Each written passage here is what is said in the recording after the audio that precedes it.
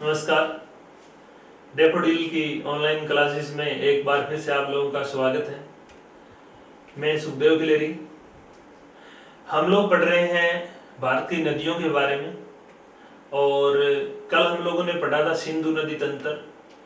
सिंधु नदी की उत्पत्ति कैलाश पर्वत से होती है, वहाँ से सिंघी खबान या शेरमुख के नाम से जानते हैं। फिर ये भारत से बहती हुई पाकिस्तान में बहती हुई अंत में अरब सागर में गिरती है। हम लोगों ने पढ़ा था सिंधु की सहायक नदियां, 5 प्रमुख सहायक नदियां जैसे झेलम, चिनाब, रावी, व्यास और सतलुज। इन सभी नदियों की मुख्य विशेषताएं हम लोगों ने कल पढ़ी। आज हम जो बात करेंगे वो है हमारा गंगा नदी तंत्र। भारत की नदी तंत्रों की हम अगर बात करते हैं तो सिंधु नदी तंत्र के बाद में दूसरा सबसे महत्वपूर्ण नदी तंत्र है गंगा नदी तंत्र। हालांकि वर्तमान परिदृश्य की हम अगर बात करें, वर्तमान समय में गंगा सबसे महत्वपूर्ण नदी तंत्र है, लेकिन आजादी से पहले सिंधु नदी तंत्र भी हमारे लिए इससे ज्यादा महत्वपूर्ण था, क्योंकि सिंधु और इसकी सहायक नदियां पश्चिमी पहाड़ का निर्माण करती है, गंगा मध्य पहाड़ का निर्माण करती है और पूर्वी जो मैदानी क्षेत्र है उसका निर्माण ब्रह्मपुत्र नदी तंत्र करती है। तो हमारे वर्तमान समय में हम बात करें तो भारत का सबसे महत्वपूर्ण और सबसे बड़ा जो नदी तंत्र है वो है गंगा नदी तंत्र। यानी कि गंगा नदी का जो वर्तमान में भारत में अपवाह तंत्र है वो सबसे ज्यादा है और भारत में पैदा होकर के बहने वाली ये नदी का उद्गम भारत में होता है। सिंधु का उद्गम तो तिब्बत में होता है, ब्रह्मपुत्र का उद्गम भी तिब्बत में यानी कि चीन में होता है, लेकिन गंगा नदी का उद्गम उत्तराखंड में होता है। तो भारत में ही उद्गम होकर के बहने वाली ये सबसे लंबी नदी है, तो उस दृष्टि से भी महत्वपूर्ण है। गंगा नदी ऐतिहासिक काल से, पौराणिक समय से भारत की सबसे पवित्र नदी मानी जाती रही है और वर्तमान में भी इसको सबसे पवित्र माना जाता है। तो गंगा नदी भारत की संस्कृति के लिए, भारत की कृषि के लिए, सबके लिए अति महत्वपूर्ण है। भारत की लगभग 40% जनसंख्या प्रत्यक्ष और अप्रत्यक्ष रूप से इसके ऊपर निर्भर करती है। बड़े बड़े नगर है जो गंगा नदी के किनारे बसे हुए हैं। तो इस प्रकार से हम लोग बात करते हैं तो गंगा बहुत महत्वपूर्ण नदी है। तो हम लोग सबसे पहले गंगा नदी के उद्गम के बारे में पढ़ेंगे कि गंगा नदी का जो उद्गम है वो कहां से होता है और किस प्रकार से ये आगे बढ़ती है और बंगाल की खाड़ी में जाकर के गिरती है। तो सबसे पहले हम लोग जनरली ये पढ़ते हैं कि गंगा नदी का जो उद्गम है वो उत्तराखंड में, उत्तराखंड राज्य में उत्तरकाशी जिले से होता है। उत्तराखंड में उत्तरकाशी जिले में गौमुख के निकट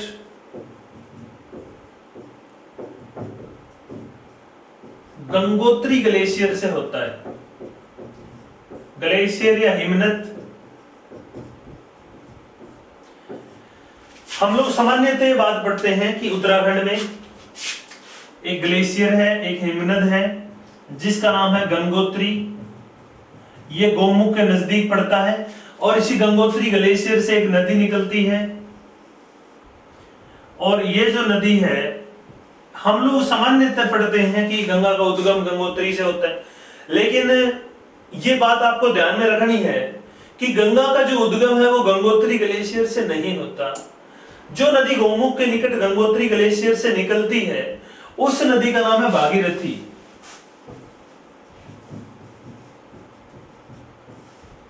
ये जो भागीरथी नदी है ये गंगोत्री ग्लेशियर उत्तरकाशी जिले उत्तराखंड से निकलती है और फिर इसमें एक नदी देवप्रयाग नामक स्थान पर आकर के मिलती है, अलकनंदा।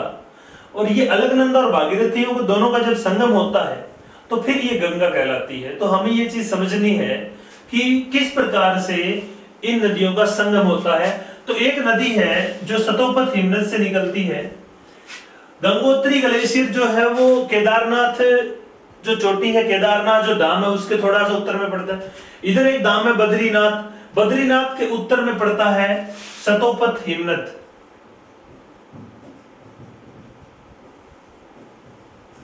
ये जो सतोपथ हिमनद है यहां से एक नदी निकलती है,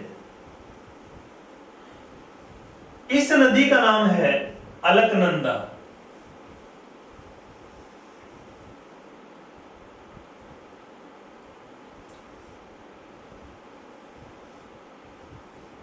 इस नदी का नाम है अलकनंदा।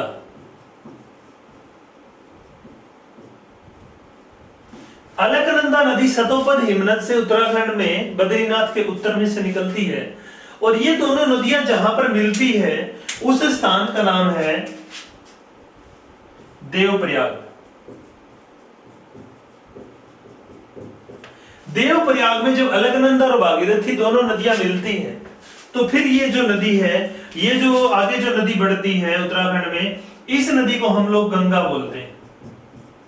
यानी कि देवप्रयाग से पहले इसे कहते हैं भागीरथी और इसकी एक मुख्य सहायक नदी को कहते हैं अलकनंदा और फिर ये संगम होने के बाद में ये गंगा कहलाती है। अब अलकनंदा जो नदी है वो कई संगमों से गुजरती है, यानी कि यहाँ पर जो संगम होते हैं नदियों के उनको हम कहते हैं प्रयाग। इस क्षेत्र में उत्तराखंड में गंगा नदी के जितने भी संगम हैं उनको प्रयाग नाम से जाना जाता है। जैसे अपना जो है प्रयागराज उत्तराखंड में, उत्तर प्रदेश में है, इलाहाबाद का पुराना नाम है प्रयागराज। प्रयागराज में 3 नदियों का संगम होता है, गंगा, यमुना और सरस्वती का। इसी प्रकार से यहाँ पर कई संगम होते हैं जिनको प्रयाग कहते हैं। जैसे सबसे पहले जो संगम होता है अलकनंदा नदी, या इसको विष्णु प्रयाग भी कह देते हैं, विष्णु गंगा नदी भी कह देते हैं। इसमें एक नदी आकर के मिलती है धौली गंगा।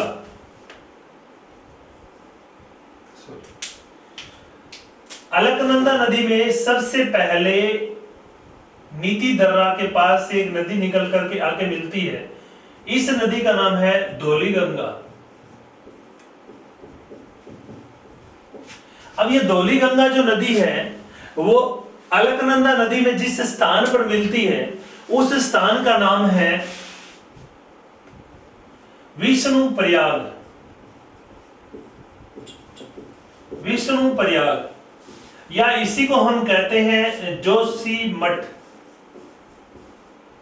हम लोगों ने जब महान हिमालय पढ़ा था तो हमने पढ़ा था कि महान हिमालय में भारत के कुछ पवित्र तीर्थ स्थल हैं, जैसे केदारनाथ, बद्रीनाथ, गंगोत्री, यमुनोत्री, जोशीमठ। ये 5 उत्तराखंड में पड़ते हैं और एक था अमरनाथ, जम्मू एंड कश्मीर में पड़ता है। तो यही जोशीमठ जो धाम है वो विष्णु प्रयाग का ही नाम है और यहाँ पर 2 संगम, यानी कि यहाँ पर जो नदियों के संगम होते हैं वो पवित्र धाम के रूप में प्रचलित है। और यहाँ पे सदियों पुराने जो मंदिर है वो बने हुए हैं। जैसे जोशीमठ का जो मंदिर है वो 8वीं शताब्दी का माना जाता है, यानी कि आज से लगभग 1200 साल पुराना है। तो यहाँ पे जोशीमठ है यानी कि विष्णु प्रयाग है। धौली गंगा और अलकनंदा या विष्णु गंगा नदियों का संगम यहाँ पर होता है, तो सबसे पहले विष्णु प्रयाग बनता है। इसके बाद में इसमें एक नदी बाईं ओर से आकर के मिलती है। अब ये नदी इस प्रकार से बह रही है तो इसकी ये बाईं साइड है, तो यहां से एक नदी इसमें आकर के मिलती है इस प्रकार से। इस नदी का नाम है पिंडार नदी। पिंडार नदी इसमें जहां पर मिलती है उस स्थान का नाम है कर्णप्रयाग। इस स्थान का नाम है कर्णप्रयाग। विष्णु प्रयाग के बाद में कर्णप्रयाग में अलकनंदा में पिंडार मिलती है। इसके बाद में इसमें एक और नदी जिसका नाम है मंदाकिनी नदी। मंदाकिनी नदी इसमें जहां पर आकर के मिलती है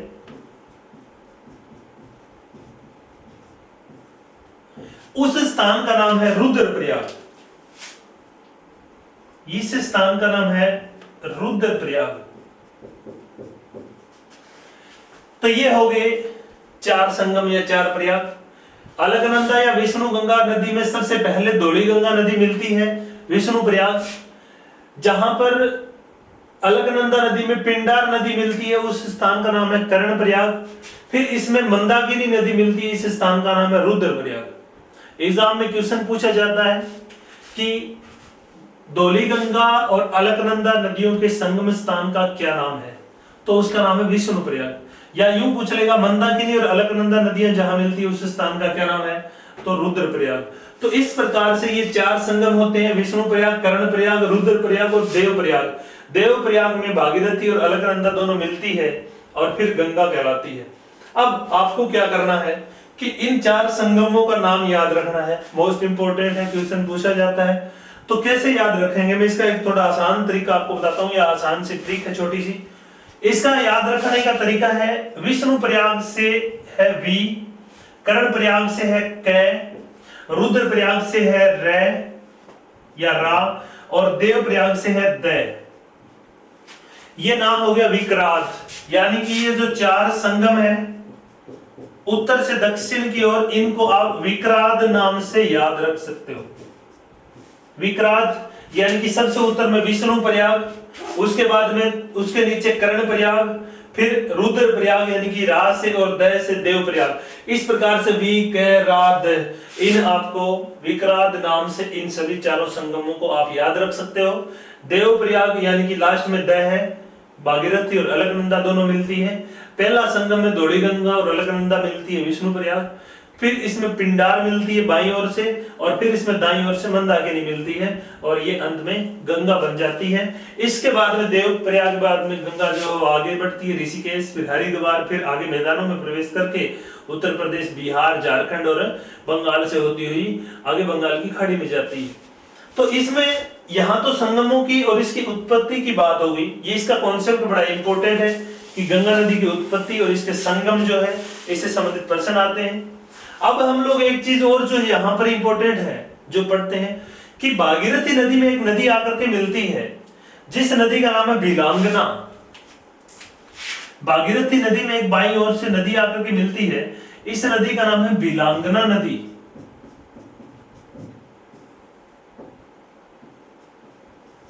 ये जो बिलांगना नदी जहां पर भागीरथी के साथ मिलती है, इस स्थान पर एक बांध बनाया गया है। इस स्थान का नाम है टिहरी। यहां पर टिहरी बांध बना है। टिहरी जो बांध बनाया गया है यहां पर, इस टिहरी बांध की विशेषता यह है कि इसकी ऊंचाई है 261 मीटर, और यह भारत का सबसे ऊंचा बांध है। भारत का सबसे ऊंचा बांध है। तो ये जो है, ये इसकी विशेषता है कि भारत का सबसे ऊंचा बांध कौन सा है, तो वो है टिहरी बांध। बिलांगना और भागीरथी नदियों के संगम के ऊपर उत्तराखंड में बना हुआ है। भारत का सबसे ऊंचा गुरुत्वीय बांध हम लोगों ने कल पढ़ा था, जो कि हिमाचल प्रदेश में हमारी जो सतलुज नदी है उस नदी के ऊपर बना है, बिलासपुर जिले में। भाखड़ा बांध 226 मीटर ऊंचा है। भाखड़ा, भाखड़ा की जो ऊंचाई है वो है 226 मीटर, और ये भारत का सबसे ऊंचा गुरुत्वीय बांध है। गुरुत्वीय बांधों में अगर सबसे ऊंचे बांध की बात करोगे तो वो तो है आपका भाखड़ा, और अगर सीधा ऊंचे बांध की बात आप करोगे तो वो है टिहरी बांध। तो इस प्रकार से भाखड़ा में और टिहरी में ये फर्क है। तो भाखड़ा जो बांध है वो है हिमाचल प्रदेश में सतलुज नदी पर, और टिहरी बांध है भागीरथी नदी पर उत्तराखंड में। ये एक सबसे ऊंचा बांध है। तो ये तो बात होगी गंगा नदी की उद्गम की या इसकी उत्पत्ति की, कि किस प्रकार से गंगा नदी जो है वो उत्तराखंड राज्य में उत्पन्न होती है। इसके बाद में इसकी जो कहानी है वो आगे बढ़ती है कि किस प्रकार से उत्तराखंड के बाद में आगे के मैदानों में जाती हुई खाड़ी में गिरती है। तो अब हम इससे आगे की बात करते हैं। मैं उम्मीद करता हूं कि आपको यहां तक ये चीज समझ में आ गई होगी कि किस प्रकार से इन संगमों से गुजरती हुई गंगा नदी बनती है। अब हम लोग इसको मूल जो गंगा नदी है इसके बारे में हम लोग पढ़ेंगे।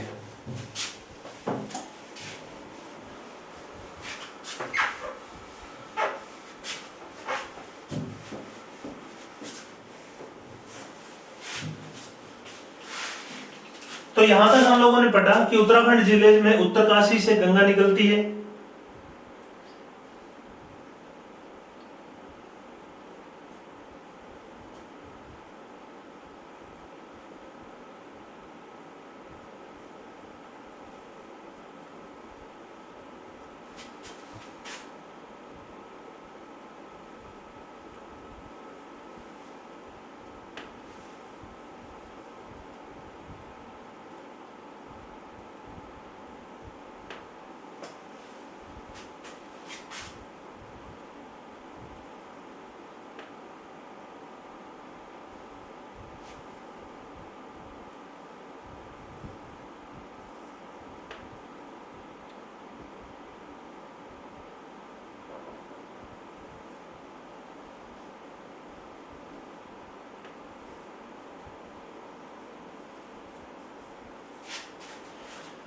इस प्रकार से हम लोग पढ़ेंगे कि गंगा नदी जो है वो उत्तराखंड में निकलने के बाद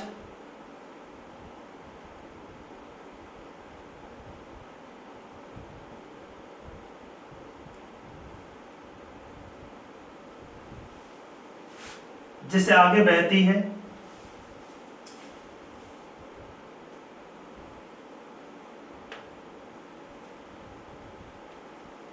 तो किन किन राज्यों से होकर जाती है और कौन कौन से नगर है जो इस नदी के ऊपर बसे हुए हैं, तो इसकी हम लोग बात करेंगे।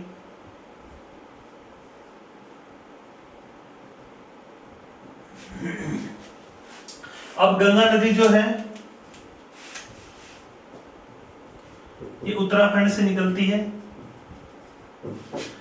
उत्तराखंड में हरिद्वार के बाद जो गंगा नदी है ये मैदानों में प्रवेश कर जाती है और फिर ये नदी उत्तराखंड से उत्तर प्रदेश यानी कि जिन जिन राज्यों से होकर बहती है तो उसमें है उत्तराखंड, फिर उत्तर प्रदेश, फिर बिहार, फिर झारखंड और पश्चिम बंगाल। इन 5 राज्यों से होकर के गंगा नदी जो है वो गुजरती है, 5 राज्यों से। इसकी जो लंबाई है गंगा नदी की टोटल वो है 2525 किलोमीटर, यानी कि भारत में पैदा होने वाली है, भारत में उद्गम होकर बहने वाली है सबसे लंबी नदी है। वैसे सबसे लंबी नदी है ब्रह्मपुत्र और दूसरी लंबी नदी है सिंधु जो भारत से होकर के गुजरने वाली है, लेकिन भारत में जिस नदी की सर्वाधिक लंबाई है वो नदी है गंगा। और भारत में अपवा तंत्र की दृष्टि से भी ये सबसे बड़ी और सबसे लंबी नदी है। तो ये भारत की सबसे लंबी और बड़ी नदी है अपवा तंत्र की दृष्टि से। इस नदी की कुल जो बहाव क्षेत्र है या कुल जो राज्य है वो 5 है और ये अंत में जाकर के गिरती है बंगाल की खाड़ी में।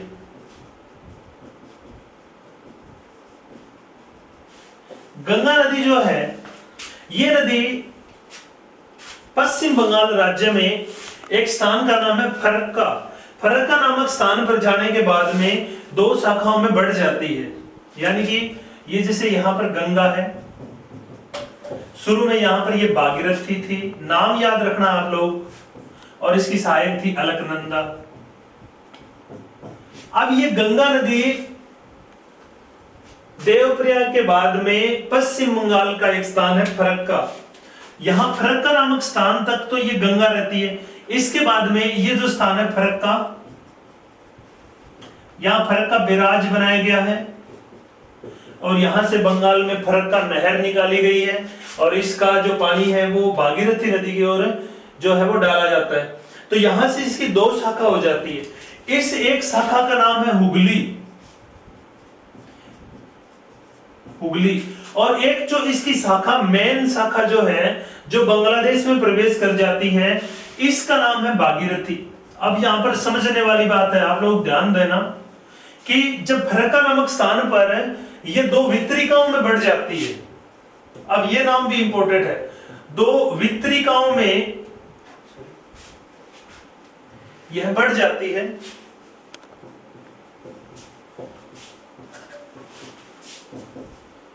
या डिस्ट्रीब्यूटरी,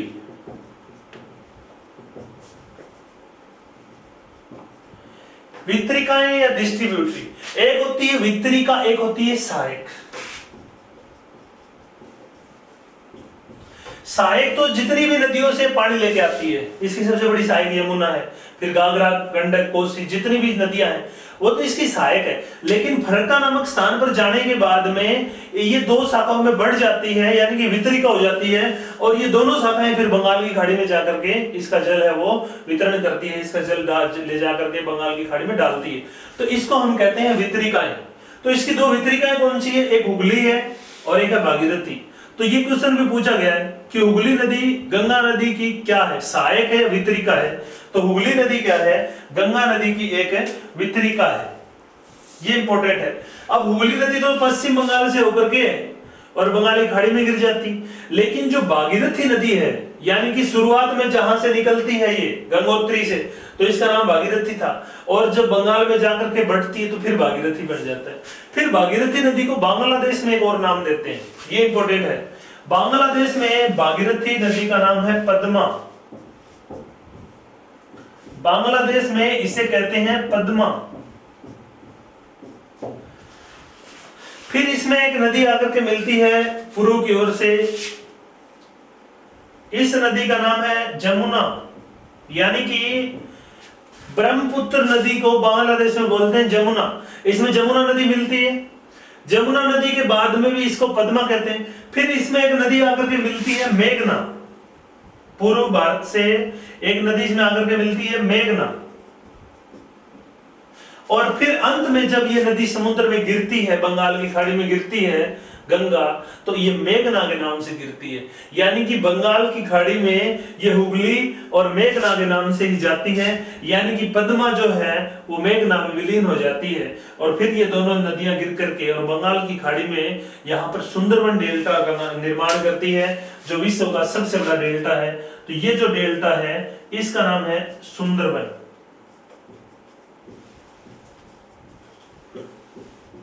सुंदरबन डेल्टा विश्व का सबसे बड़ा डेल्टा है। ये आपको ध्यान में रखना है कि गंगा और ब्रह्मपुत्र, यानी कि गंगा क्या कहलाती है हुगली, और मेघना और ब्रह्मपुत्र जो है ये दोनों मिलकर के सुंदरबन डेल्टा का निर्माण करती है, जो विश्व का सबसे बड़ा डेल्टा है। तो गंगा नदी को पश्चिम बंगाल में जाने के बाद में हुगली और भागीरथी कहते हैं। फिर भागीरथी नदी को, यानी कि गंगा को बांग्लादेश में पद्मा कहते हैं। ये क्वेश्चन बहुत बार पूछा गया कि गंगा नदी का बांग्लादेश में क्या नाम है, पद्मा नाम है। और अंत में जब ये गिरती है तो मेघना के नाम से गिरती है। और ब्रह्मपुत्र का बांग्लादेश में नाम है जमुना।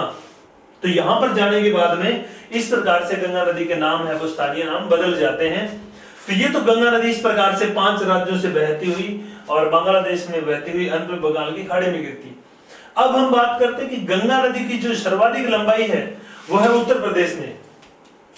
गंगा नदी सर्वाधिक उत्तर प्रदेश में बहती है 1140 किलोमीटर। सर्वाधिक लंबाई है इसकी उत्तर प्रदेश में 1140 किलोमीटर। और गंगा की न्यूनतम लंबाई है झारखंड में मात्र 40 किलोमीटर। न्यूनतम लंबाई है झारखंड में 40 किलोमीटर और अधिकतम लंबाई है उत्तर प्रदेश में 1140 किलोमीटर। और इसकी टोटल लंबाई है 2525 किलोमीटर। और ये 5 राज्यों से होकर बहती हुई बंगाल की खाड़ी में गिरती है। अब हम बात करते हैं कि गंगा जो नदी है, इस नदी के ऊपर बसे हुए प्रमुख नगर कि कौन कौन से नगर जो है वो गंगा नदी के किनारे बसे। तो यहां तक हमने बात की कि गंगा नदी का उद्गम उत्तराखंड में उत्तरकाशी जिले में गंगोत्री हिमनद से भागीरथी के रूप में होता है। देवप्रयाग में अलकनंदा और भागीरथी दोनों मिल करके गंगा बनती है। फिर गंगा नदी जो है वो हरिद्वार के बाद मैदानों में प्रवेश करती है, फिर उत्तर प्रदेश, बिहार, झारखंड और बंगाल में बहती हुई बंगाली खाड़ी में गिरती है। ये नदी सर्वाधिक उत्तर प्रदेश में और न्यूनतम झारखंड में बहती है। इसे फरक्का नामक स्थान के ऊपर फरक्का बांध बना करके और इसका जो पानी है वो भागीरथी नदी में डाला जाता है। यहां से फरक्का नामक नहर भी निकाली गई है। इसके बाद में इसकी 2 वितरिकाएं हो जाती है। एक वितरिका जो इसकी बंगाल में बहती है उसे हुगली कहते हैं, और दूसरी वितरिका जो इसकी बांग्लादेश में प्रवेश कर जाती है उसे भागीरथी कहते हैं। इसे फिर बांग्लादेश में पद्मा कहते हैं और फिर इसी को मेघना के रूप में जाना जाता है। फिर ये बंगाली खाड़ी में गिर जाती है। अब हम इसकी बात करते हैं गंगा किनारे स्थित प्रमुख नगर।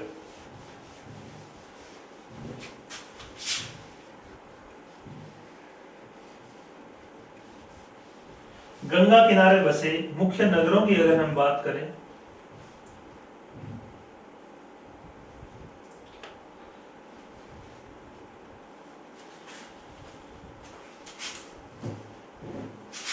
तो गंगा नदी के किनारे बहुत से नगर बसे हैं।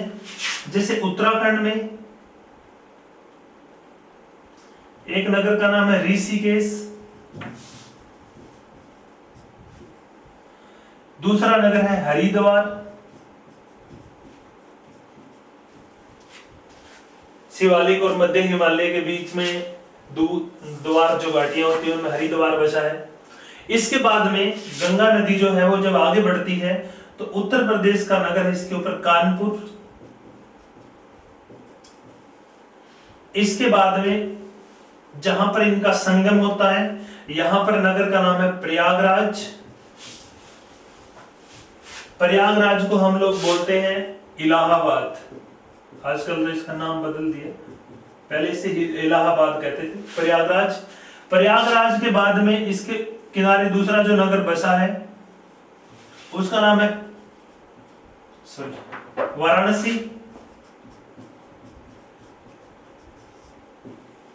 इसके बाद में बिहार में चली जाती है, बिहार की राजधानी पटना, फिर भागलपुर,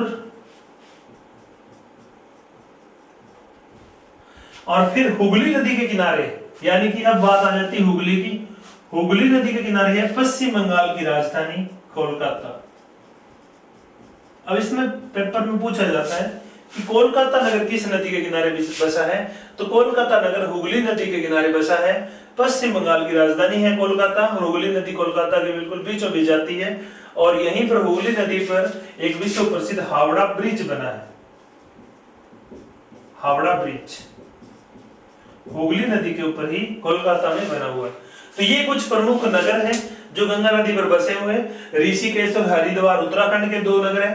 कानपुर, इलाहाबाद, वाराणसी, ये जो नगर हैं ये उत्तर प्रदेश के हैं। इसके बाद पटना और भागलपुर बिहार के दो नगर हैं, और पश्चिम बंगाल की राजधानी जो है वो कोलकाता इसके किनारे बसा हुआ नगर है। इसके बाद में ये तो इसके किनारे बसे हुए नगर की बात होगी। इनमें अगर हम बात करें तो सबसे बड़ा नगर है कानपुर। अब हम लोग बात करते हैं कि गंगा जो नदी है, इस नदी से संबंधित कुछ अन्य तथ्यों की। तो अन्य तथ्यों में हम लोग पढ़ते हैं कि गंगा नदी जो है, ये नदी 2008 में सन 2008 में भारत की राष्ट्रीय नदी घोषित की गई। गंगा नदी को 2008 में राष्ट्रीय नदी घोषित किया गया।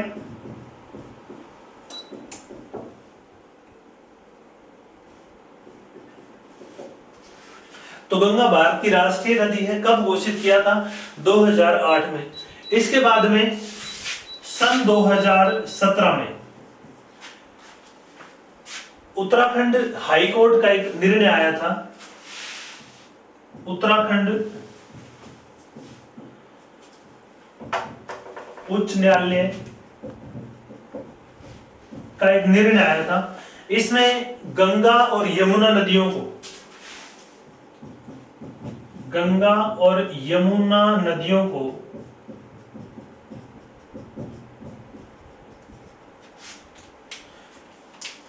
जीवित मानव का दर्जा दिया गया।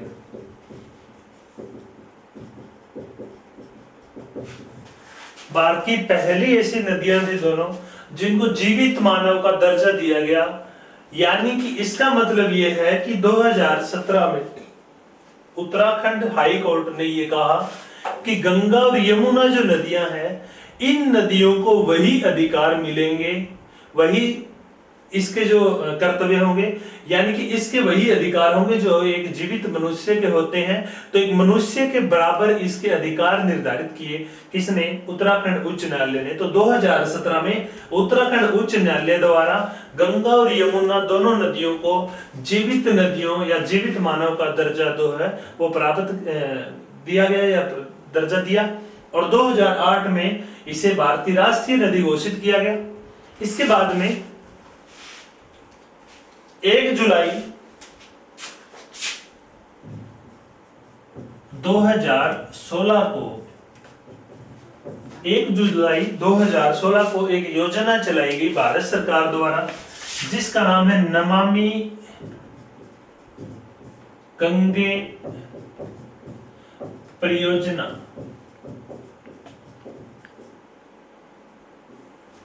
नमामि गंगे परियोजना नाम है इस योजना का, जो 1 जुलाई 2016 को शुरू की गई।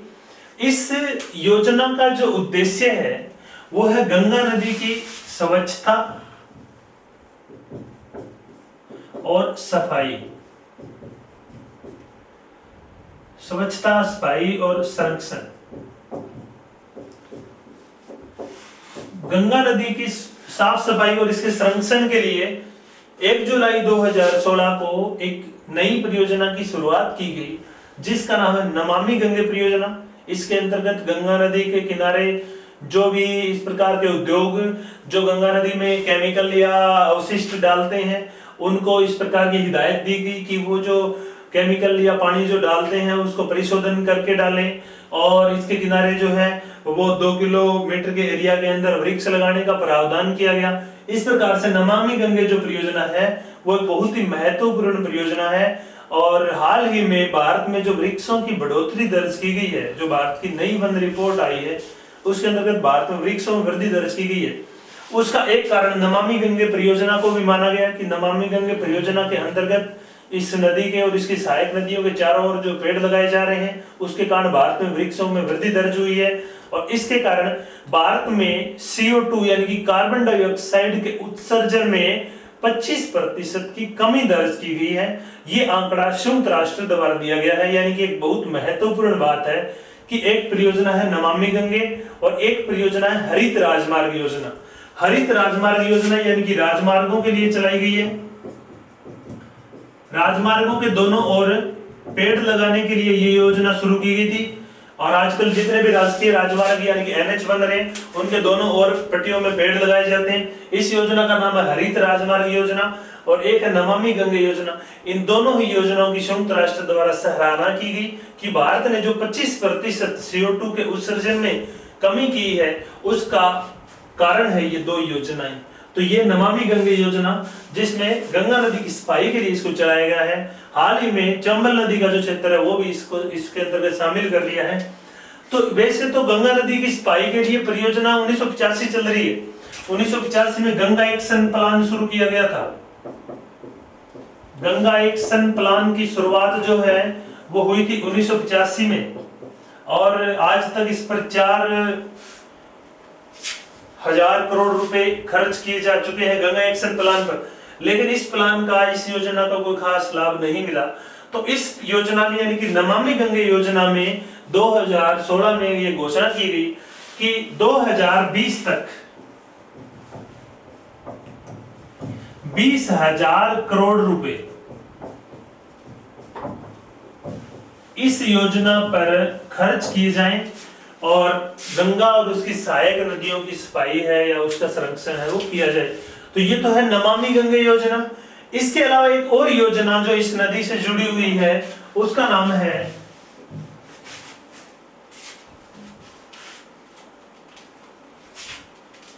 गंगा स्मार्ट सिटी परियोजना। गंगा स्मार्ट सिटी परियोजना की शुरुआत 13 अगस्त 2016 को हुई थी। अब ये जैसे भारत में स्मार्ट सिटी 100 सिटियों को, शहरों को स्मार्ट यानी कि थोड़ा मॉडर्न करने के लिए एक परियोजना चली थी, उसी के अंतर्गत एक परियोजना चली थी गंगा स्मार्ट सिटी परियोजना। इस परियोजना का उद्देश्य था गंगा और इसकी सहायक नदियों के किनारे बसे हुए प्रमुख नगरों को स्मार्ट सिटी का दर्जा देना या इस प्रकार की सुविधाएं वहां पर विकसित करना कि उन नगरों को जो हम लोग हैं उच्च दर्जे के नगर बना सके। इसके अंतर्गत ये जो परियोजना शुरू हुई थी 13 अगस्त 2016 से, वो 10 नगरों में शुरू हुई थी। यहां से भारत के 10 नगर जो कि गंगा या इसकी सहायक नदियों के किनारे बसे हैं उनसे इस योजना की शुरुआत की गई। इसके अंतर्गत कुछ प्रमुख नगरों की अगर हम बात करें तो ऋषिकेश और हरिद्वार दोनों शामिल हैं। इसके बाद यमुना नदी के किनारे मथुरा नगर है, वो भी smart city, Ganga smart city में आता है। इसके बाद में कानपुर नगर, उसके बाद में प्रयागराज, इसके बाद में वाराणसी, इसके बाद में साहेबगंज, फिर पटना, फिर बैरकपुर, यानी कि ये कुछ प्रमुख नगर हैं जो कि गंगा स्मार्ट सिटी योजना के अंतर्गत शामिल किए गए।